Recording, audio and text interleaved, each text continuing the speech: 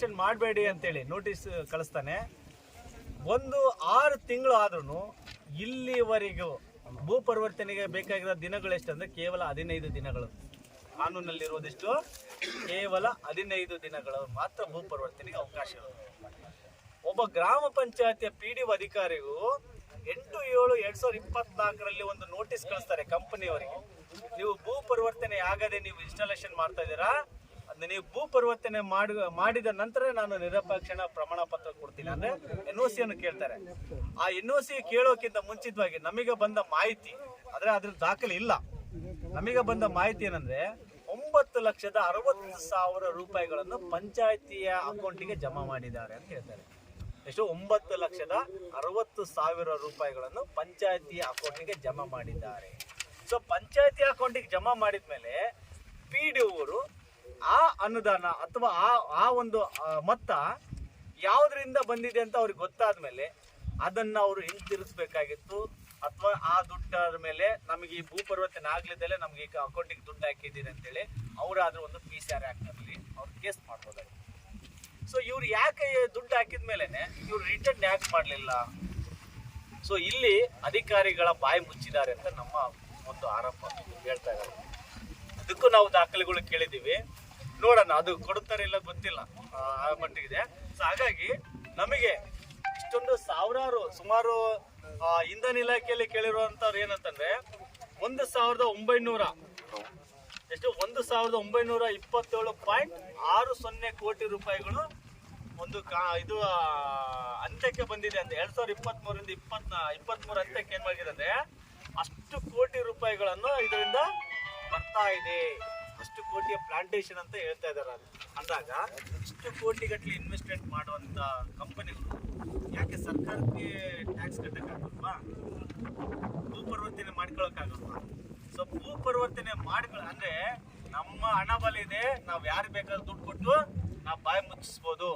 ನಮ್ಮನ್ನ ಕೇಳುವಂತವ್ರ ಯಾರಾದ್ರೂ ಬಂದು ಅವ್ರ ಮೇಲೆ ನಾವು ಜವಾಬ್ದಾರಿನ ಮಾಡ್ಬೋದು ಅನ್ನೋ ಒಂದು ಅಂದ್ರೆ ಇಲ್ಲಿ ನಮಗೆ ಸಂವಿಧಾನವನ್ನು ಕಾಪಾಡುವಂತವ್ರು, ಸಂವಿಧಾನವನ್ನು ಮಾಡ್ಕೊಂಡು ನಮ್ಗೆ ರಕ್ಷಣೆ ಮಾಡುವಂತವ್ರು ಎಲ್ಲಿ ಹೋಗಿ ಕೂತಿದ್ದಾರೆ ನಮ್ಗೆ ಗೊತ್ತಾಗ್ತಾ ಇಲ್ಲ. ಸೊ ಇಷ್ಟೆಲ್ಲ ಒಂದು ದೌರ್ಜನ್ಯ, ಹಣ ಬಲದಿಂದ ಇಷ್ಟೆಲ್ಲ ದೌರ್ಜನ್ಯ ಆಗತ್ತಾ ಅಂದ್ರೆ ನಿಮ್ಮ ಅಧಿಕಾರಿಗಳ ಕುರ್ಚಿಗಳನ್ನ ಖಾಲಿ ಮಾಡಿಬಿಟ್ಟು ಮನೆಗೆ ಹೋಗಿ ಅಲ್ಲಿ ನಿಜವಾದ ನಿಷ್ಠಾವಂತ ಅಧಿಕಾರಿಗಳನ್ನ ಬಂದು ಕೂಡಿಸ್ತೀವಿ. ಇದನ್ನ ಮಾನ್ಯ ಶಾಸಕರು ಆಗಿರ್ಬೋದು, ಈಗೇನು ಸೋಲಾರ್ ಪ್ಲಾಂಟೇಶನ್ ಬಗ್ಗೆ ಮತ್ತು ವಿಂಡ್ ವಿಲ್ ಫ್ಯಾನ್ಗಳ ಬಗ್ಗೆ ಅದು ಒಂದು ಅಧಿಕಾರವನ್ನು ಈಗ ಏನ್ ಮಾಡಿದ್ದಾರೆ ಅಂದ್ರೆ ಮಾನ್ಯ ಜಿಲ್ಲಾ ಉಸ್ತುವಾರಿ ಸಚಿವರಿಗೆ ಕೊಟ್ಟಿದ್ದಾರೆ. ಮೊದಲೆಲ್ಲ ಮುಂಚಿತವಾಗಿ ಮಾನ್ಯ ಶಾಸಕರಿಗೆ ಇತ್ತ ಅಧಿಕಾರ, ಈಗ ಮಾನ್ಯ ಜಿಲ್ಲಾ ಉಸ್ತುವಾರಿ ಸಚಿವ ಷರತ್ತು ಮತ್ತು ನಿಯಮಗಳ ಪರವಾನಗಿ ಪಡೆಯದೆ ತಮ್ಮ ಹಣಬಲದಿಂದ ಈ ಯೋಜನೆಗೆ ಸಂಬಂಧಪಟ್ಟ ಪರವಾನಗಿ ನೀಡುವ ವರ್ಗದ ಅಧಿಕಾರಿಗಳ ಬಾಯಿ ಮುಚ್ಚುತ್ತಾ ತಮ್ಮ ಇಷ್ಟ ಬಂದಂತೆ ಸೋಲಾರ್ ಪಾರ್ಕ್ ನಿರ್ಮಿಸುತ್ತಿದ್ದಾರೆ. ಹಾಗೂ ಸೋಲಾರ್ ಪಾರ್ಕ್ ನಿರ್ಮಾಣ ಕಾಮಗಾರಿಯನ್ನು ಮಾಡಲು MS cyclic energy power private limited ಕಂಪನಿಯಿಂದ ಗುತ್ತಿಗೆಯನ್ನು ಪಡೆದ BVR ಕನ್ಸ್ಟ್ರಕ್ಷನ್ ಸಂಸ್ಥೆಯು ಕಾರ್ಮಿಕರ ಕನಿಷ್ಠ ಕೂಲಿಯನ್ನು ನೀಡದೆ ಬಾಕಿ ಕೂಲಿಯನ್ನು ಹಣವನ್ನು ನೀಡದೆ ಅವರನ್ನು ಗೋಳಾಡಿಸಿದ್ದಾರೆ. ನಾವುಗಳು ಈ ಯೋಜನೆ ಅಭಿವೃದ್ಧಿದಾರರಾದ cyclic power energy private limited ಕಂಪನಿಯ ವಿರುದ್ಧ ಸೂಕ್ತ ಕಾನೂನು ಕ್ರಮ ತೆಗೆದುಕೊಳ್ಳಬೇಕೆಂದು ತಮ್ಮಲ್ಲಿ ಈ ಮೂಲಕ ವಿನಂತಿಸಿಕೊಳ್ಳುತ್ತೇವೆ. ಅದೇ ರೀತಿಯಾಗಿ ಈ ಕಂಪನಿ ವಿರುದ್ಧ ತಾವುಗಳು ಏನು ಕ್ರಮ ತಗೋಬೇಕಂತೇಳಿ ನಮ್ಮ ಒಂದು ಬೇಡಿಕೆಗಳನ್ನು ನಾವು ಈ ಮನವಿ ಪತ್ರದಲ್ಲಿ ನಮೂದಿಸಿದ್ದೇವೆ. ಮೊದಲನೇ ಬೇಡಿಕೆ, ಅನಧಿಕೃತವಾಗಿ ನಿರ್ಮಾಣವಾಗುತ್ತಿರುವ ಸೋಲಾರ್ ಪಾರ್ಕ್ ಕಾಮಗಾರಿಯನ್ನು ಕೂಡಲೇ ನಿಲ್ಲಿಸಬೇಕು. ಹಾಗೂ ಮಾನ್ಯ ಜಿಲ್ಲಾಧಿಕಾರಿಯಿಂದ ಭೂ ಪರಿವರ್ತನೆ ಆದೇಶ ಪಡೆದ ನಂತರ ಕಾಮಗಾರಿಯನ್ನು ಪ್ರಾರಂಭ ಮಾಡಬೇಕು. ಗ್ರಾಮ ಪಂಚಾಯತಿಯಿಂದ ನಿರಪೇಕ್ಷಣ ಪ್ರಮಾಣ ಪತ್ರವನ್ನು ಪಡೆದು ಕಾಮಗಾರಿಯನ್ನು ಪ್ರಾರಂಭಿಸಬೇಕು. ಮೂರನೇದು, ಭೂ ಪರಿವರ್ತನೆ ಆದೇಶ ಪಡೆಯದೆ ಕಾಮಗಾರಿಯನ್ನು ಮಾಡಿರೋರ ವಿರುದ್ಧ ಸೂಕ್ತ ಕ್ರಮ ತೆಗೆದುಕೊಂಡು ದಂಡವನ್ನು ವಿಧಿಸಬೇಕು. ಈಗಾಗಲೇ ಸೋಲಾರ್ ಕಂಪನಿಗಳು ಅನಧಿಕೃತವಾಗಿ ವಿದ್ಯುತ್ ಕಂಬಗಳನ್ನು ಸರ್ಕಾರಿ ಭೂಮಿಗಳಲ್ಲಿ ನಿರ್ಮಾಣಗೊಂಡಿದ್ದು ಕೂಡಲೇ ಅವುಗಳನ್ನು ತೆರವುಗೊಳಿಸಿ ಸದರಿ ಜಮೀನುಗಳಲ್ಲಿ ಉಳುಮೆ ಮಾಡುತ್ತಿದ್ದ ರೈತರಿಗೆ ಫಾರಂ 57ನಲ್ಲಿ ಸಾಗುವಳಿ ಚೀಟಿಯನ್ನು ಮತ್ತು ಹಕ್ಕುಪತ್ರವನ್ನು ನೀಡಬೇಕು. ಕೊಟ್ಟೂರು ತಾಲೂಕಿನ ರೈತರ ಕೃಷಿ ಯೋಗ್ಯವಾದ ಭೂಮಿಯನ್ನು ಇಲ್ಲಿನ ರೈತರಿಗೆ ದುಡ್ಡಿನ ಆಮಿಷ ತೋರಿಸಿ ಕಬಳಿಸಿದ್ದು ಯೋಗ್ಯವಾದ ಕೃಷಿ ಭೂಮಿಯನ್ನು ಬಿಟ್ಟು ಕೃಷಿಗೆ ಯೋಗ್ಯವಲ್ಲದ ಭೂಮಿಗಳನ್ನು ಸೋಲಾರ್ ಪಾರ್ಕ್ ನಿರ್ಮಿಸಲು ಕಂಪನಿಗಳಿಗೆ ಆದೇಶ ಮಾಡಬೇಕು.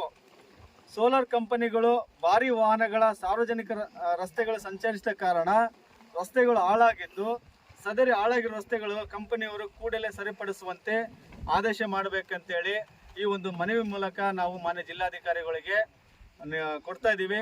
ಇದನ್ನು ಮಾನ್ಯ ತಹಶೀಲ್ದಾರ್ ಮುಖಾಂತರ ಮಾನ್ಯ ಜಿಲ್ಲಾಧಿಕಾರಿಗಳಿಗೆ ಈ ಮನವಿಯನ್ನು ಕೊಡಿಸ್ಬೇಕು.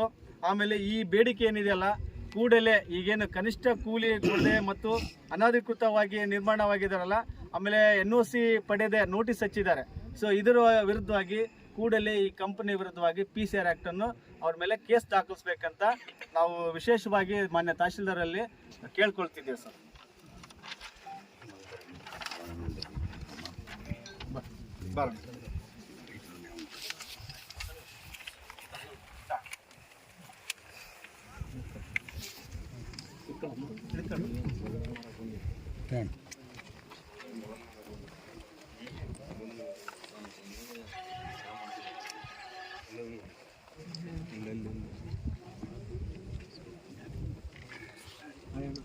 ಬೋರ್ವೆಲ್ ಹಾಕ್ಬೇಕಂದ್ರೂ ಕೂಡ ಸರ್ಕಾರ ಆದೇಶ ತಗೊಂಡು ನಾವು ವಿದ್ಯುತ್ ಸಂಪರ್ಕವನ್ನು ತೆಗೆದುಕೊಳ್ಳುತ್ತೇವೆ.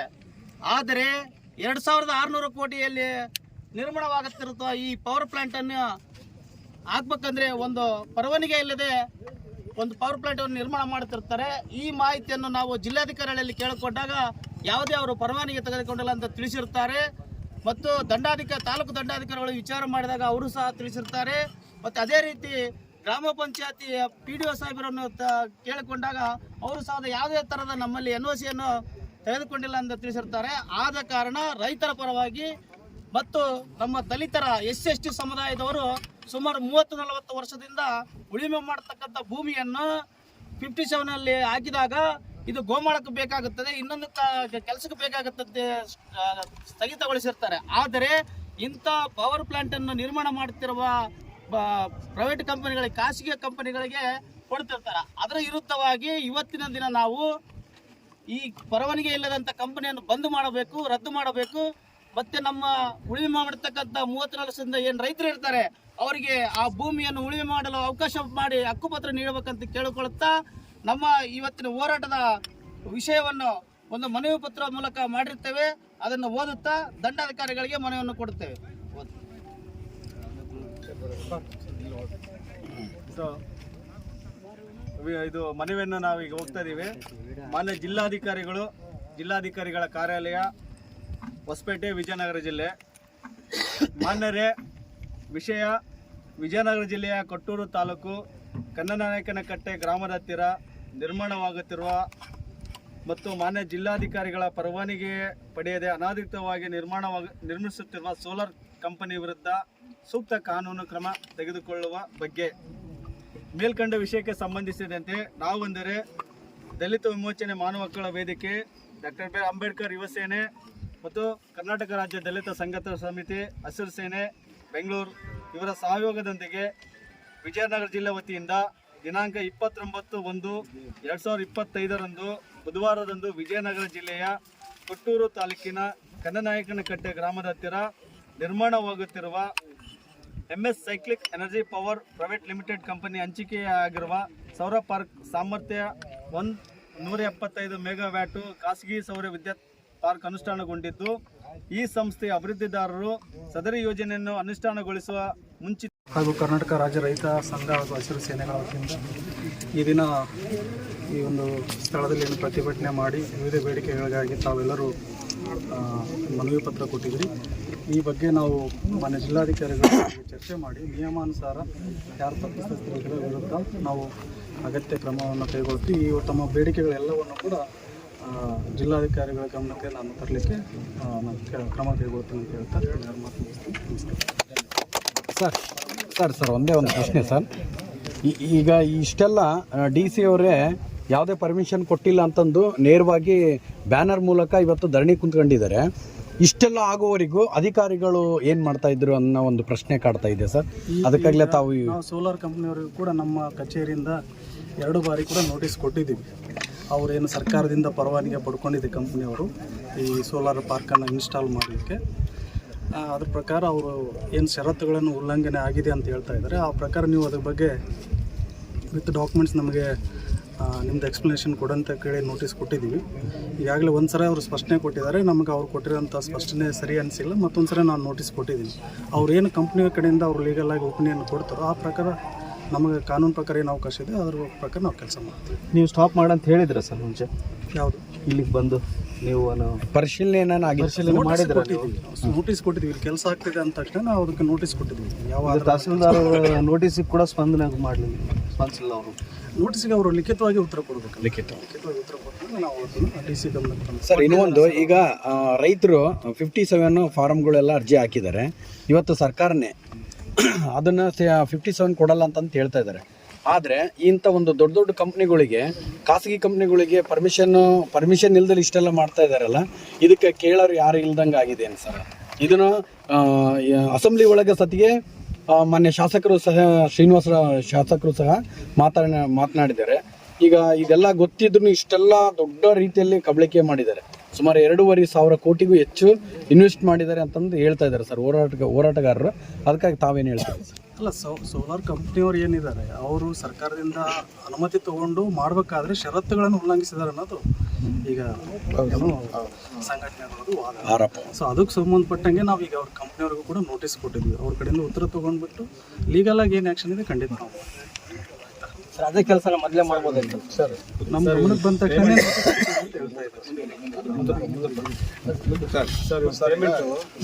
ಸರ್ ಈಗ 1 ತಿಂಗಳು ಆಯ್ತು ಸರ್ ನಾವು ಕಟ್ಟಿ ನಾವು ಪೇಮೆಂಟ್ ಮಾಡಿ 2 ಕ್ಯಾನ್ಸಲ್ ಮಾಡಿಸಿದ್ದಾರೆ. ಅವ್ರು ಇಷ್ಟು ಬಂದಂಗೆ ಸರ್ 1 ತಿಂಗಳು ನಾವು ಎಷ್ಟು ಹೋರಾಟ ಮಾಡ್ತಿದ್ದೀವಿ ಸರ್. ಇವತ್ತುವರೆಗೂ ಪೇಮೆಂಟ್ BVR ಕಂಪ್ನಿಯವರು ಕೊಟ್ಟಿಲ್ಲ ಸರ್ ನಮಗೆ.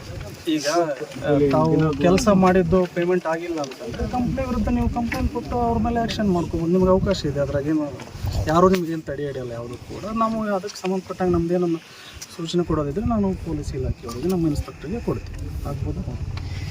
ಇದಕ್ಕೆ ಈಗ ನಮಗೆ ಪರಿಹಾರ ಕೊಡಿಸಲ್ಲ. ಪರಿಹಾರ ನಿಮಗೆ ಅವರು ದುಡ್ಡು ಕೊಟ್ಟಿಲ್ಲ, ಕೆಲಸ ಮಾಡಿಸ್ಕೊಂಡು ದುಡ್ಡು ಕೊಟ್ಟಿಲ್ಲ ಅಂದ್ರೆ ಅದು ಅಫೆನ್ಸ್ ಅಲ್ಲ. ನೀವು ಕಂಪ್ಲೇಂಟ್ ಕೊಟ್ಟು ಅದನ್ನ ನೀವು ಮಾಡ್ಕೊಳ್ಳಿ. ಅವ್ರಿಗೆ ಅಂತ ಹೇಳಪ್ಪ ಸರ್ ಮುಂದೆ